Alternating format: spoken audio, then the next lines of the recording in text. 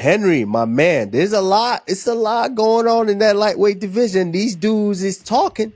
There's a lot of activity. There's a lot of beefs. It's a lot of plexing going on. So, I mean, what do you take of this, Henry? You see, obviously Ilia has been teasing. There's going to be an announcement.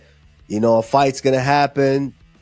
And also, there's been a little back and forth between the highlight, Justin Gaethje, and Arman Tsarukyan. So, I mean, Henry, I know you love the drama, so you tell me how you been reading through this drama. Yeah, and first of all, I don't think, we got to get Charles on pound for pound, because it's crazy, because this is what the UFC is quoting, not from Charles, but from Uncle Chell, and they're quoting Charles. So this is what they said, and this doesn't sound like Charles Oliveira. I know Uncle Chell, and Uncle Chell he be fucking, he been embellishing. I get it, bro. I do it too. This guy is all talk. If he wants to fight me, he needs to come up and get the belt. Put the belt on the line, and I'll talk to him. Charles Oliveira per Chael Sonnen. So that isn't even good. Like, you should not be putting Charles' name out there like that, because that's against broadcast journalism. Like, But if he talked to Charles, and that's what Charles said, can he not say that? Yeah, but dude, fucking Uncle Chow has said that. Oh, Henry's coming back like 4 years ago. I'm just like, damn. And then we start texting each other. I was like, good one, Uncle Chow. So that's so just from experience, bro. I love Uncle Chow, but So you saying he's a liar? I'm saying is Uncle Chow knows how to sell a damn story. All right, so you saying the boys over there at DC and a good guy, bad guy be selling the stories? Is that what you're saying? 100%, dude, 100%. They gotta do what they gotta do. But on the flip side, Justin Gaethje and Arman Tsarukyan now are trying to get into the Rumble. Obviously, Justin just attacks. He's like, I won my last 3 out of my last 4. Only losing an exhibition fight. Notice how Gaethje's being very and this is good on his side. He's being diplomatic now. And the only reason why he started talking Kamaru, you know why? Because we said it on pound for pound, and immediately when the show came over, he finally wrote out a tweet. So he said I only lose an exhibition fight. I have to fight for the belt. I am ready. And then obviously here Arman Tsarukyan comes in. He says, you barely got past the number 11th on short notice. And before that, you got sent to the Shadow Realm.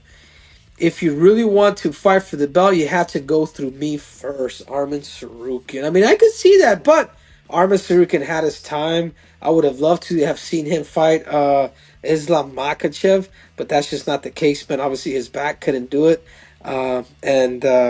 But if we're to do a tournament style bracket, I'm gonna say that Justin Gaethje is gonna get this next title shot. I really do feel that, and you know what? That leaves Arman Tsarukyan. That's probably gonna leave Arman Tsarukyan versus Charles Oliveira again. But we also have to consider too is Michael Chandler versus Paddy Pimblett. If Paddy Pimblett gets the job done, come on.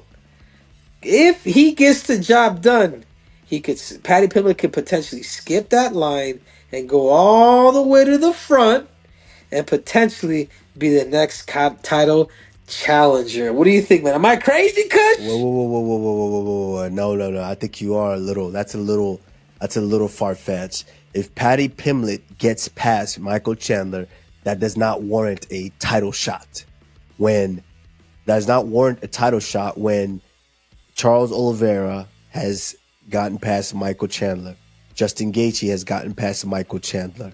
So that Dustin Poirier has gotten past Michael Chandler. That does not warrant a title shot. Those are just 3 names right there. And then you've also got Arman Tsarukyan. You've also, let's not forget, Ilia El Matador Topuria. So listen, I'm going to tell you right now. I like that first part, what you said. Right now, looking at Justin is doing what he needs to do. And that statement, like I said, Justin is such an honest guy. That statement is a very, very honest statement there. Yes, he won 3 of his last 4. I shouldn't have taken the fight versus Max Holloway. But out of love and respect for the UFC and for the UFC fans who want to see violence and who want to see me perform, I took the fight, I took the risk, and that happened. But I've gotten it back. I've gotten back on the horse, and I've showed you guys that I can still be at my best. So if there's no one fighting for the title, I need to fight for the title. And if it's a short notice, Islam is coming back in June, July, that's a short notice fight. Justin Gaethje is ready, and because if Ilia Topuria is not going to be that guy, Justin Gaethje is that guy. It's hard to say the number 13. I believe Paddy Pimblett is ranked, I believe 13th, maybe 12 or 13, something like that. It's 12. Who hasn't fought anyone above him. Zero, not one of them. It's hard for you. I don't care how big of a star he is.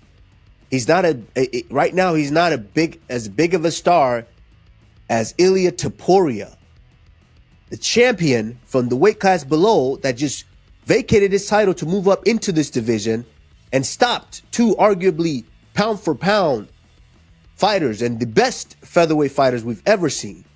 He's not a bigger star than them. So if that Ilia Topuria is not getting that title shot next, it's very hard to say that Paddy Pimblett, with the win over Michael Chandler, is going to get that title shot. And not to mention, listen, Michael Chandler ain't no punk. I'm just going to tell you right now, Michael Chandler ain't no punk. But if I had to put my bracket together, I would have to say Islam is fighting Justin. And after that, if you want to give a fantastic fight for Dustin Poirier, the retirement fight, why don't we do the rematch or the three? I believe it's the third one.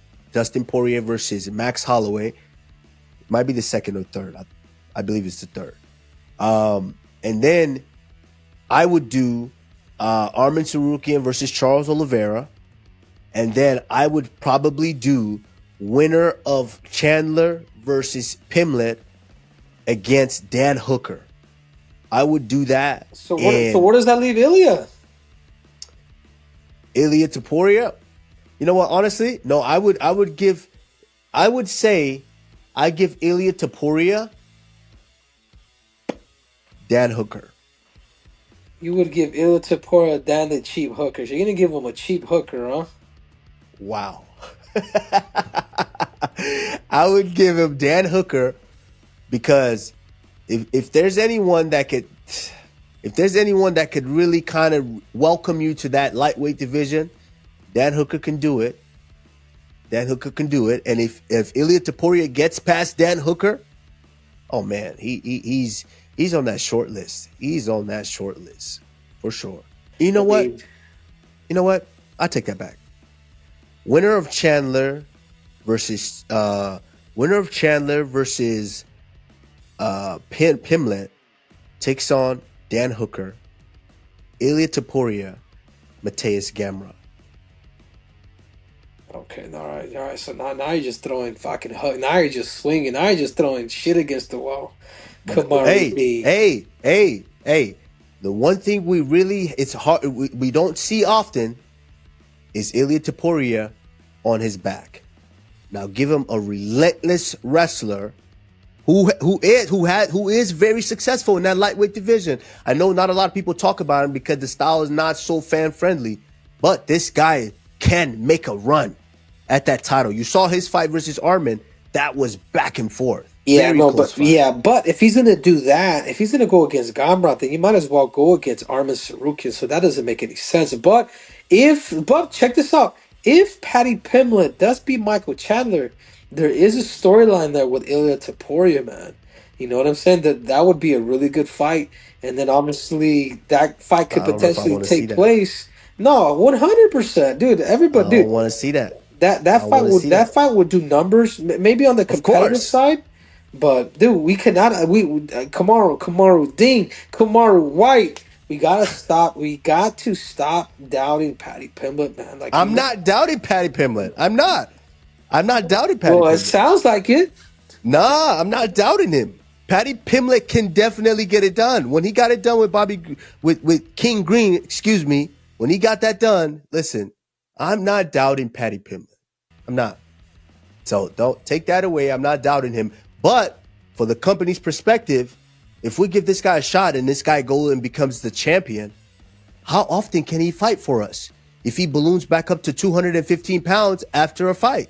You know, it'd be a fun fight too. Before we move on, dude, just one last one, dude. You know, it'd be a really fun fight. Would Talk to be, me. would be Mauricio Hufi versus Ilia Topuria. Just saying. I know he hasn't really walked into the rankings yet, but the style that he's been doing things, that would be great. Forget. Oh no, that's you know what? Nope. I like that. You want to strike? You want a striker's dream? That one's it. You just shook my body up with that one.